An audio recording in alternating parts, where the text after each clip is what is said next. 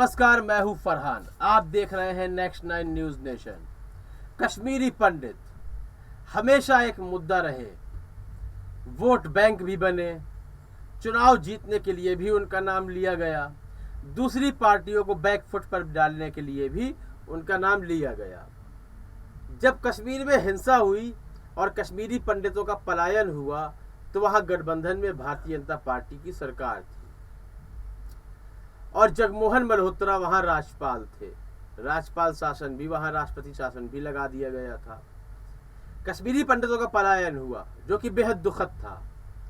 लेकिन आज इतने वर्ष बीतने के बाद भी कश्मीरी पंडितों का नाम लेकर जनता को के अंदर एक आग भरी जाती है। चुनावी रणनीति के लिए, राजनीति करने के लिए कश्मीरी पंडितों का नाम लगातार लिया जाता है। क्या वाकई में सरकार कश्मीरी पंडितों का भला चाहती है? यह मौजूदा घटना बताती हुई नजर आ रही है। कार्यक्रम को अंत तक देखें, तब आपको मालूम पड़ेगा कि कश्मीरी पंडितों के साथ आखिर अत्याचार तब हुआ या अब हो रहा है। क्या उनके फायदे की कोई बात कर रहा है? देखिए, बंटवारे के बाद से ही कश्मीर एक संवेदनशील इलाका रहा। वहाँ आतंकवाद की घटनाएं लगातार पनपती रहीं, लगातार वहाँ सेना बचाव भी करती रही वहाँ की जनता का। लेकिन वहाँ पर आतंकवादी घटनाओं का कम होना बिल्कुल भी मुमकिन नहीं रहा। लेकिन 2014 में नरेंद्र मोदी सरकार ने यही कहा कि हम कश्मीर में आतंकवाद जड़ से ख़त्म कर देंगे और नोटबंदी के बाद तो यह आतंकवाद बिल्कुल ख़त्म हो जाएगा। लेकिन नोटबंदी भी हो गई, उसके बाद बड़ी बड़ी घटनाएं घटित हो गई। उसमें पुलवामा भी एक घटना है।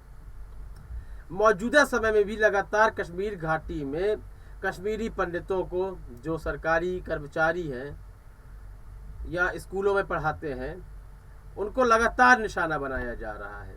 उनकी लगातार हत्याएं हो रही हैं। तो यहाँ सरकार से लगातार सवाल हो रहा था, विपक्ष सवाल कर रही थी कि आप कश्मीरी पंडितों का बचाव क्यों नहीं कर रहे? आखिर कैसे बचाव होगा? आप पलायन की बात करते थे, आखिर उनको बसाया कैसे जाएगा? यदि बसा भी दिया जाएगा तो क्या आप उन्हें सुरक्षा दे पाएंगे? क्योंकि आप आतंकवाद पर लगाम लगाने में नाकाम रहे, नाकाम साबित हुए। तो अब कश्मीरी पंडितों से भी यही आवाज उठ रही है।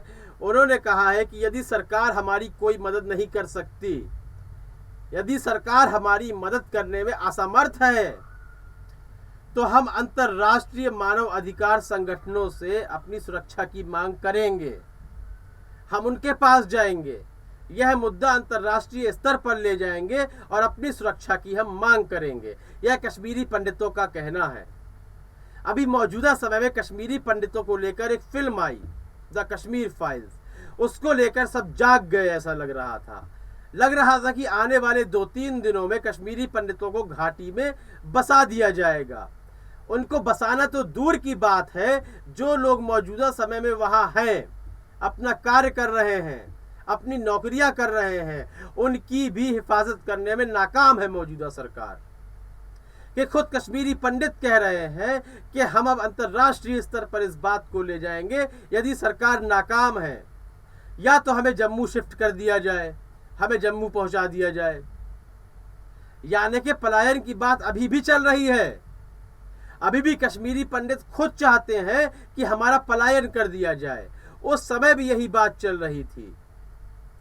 जिस तरह से वहां हत्याकांड हुआ, करीब 250 से अधिक कश्मीरी पंडितों की हत्या हुई, तो उसको लेकर एक बड़ा पलायन हुआ।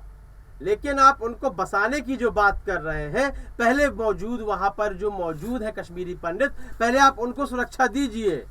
कि आज वे अंतर्राष्ट्रीय स्तर पर इस बात को ले जाने की मांग कर रहे हैं कि आखिर हमें सुरक्षा क्यों नहीं दी जा रही।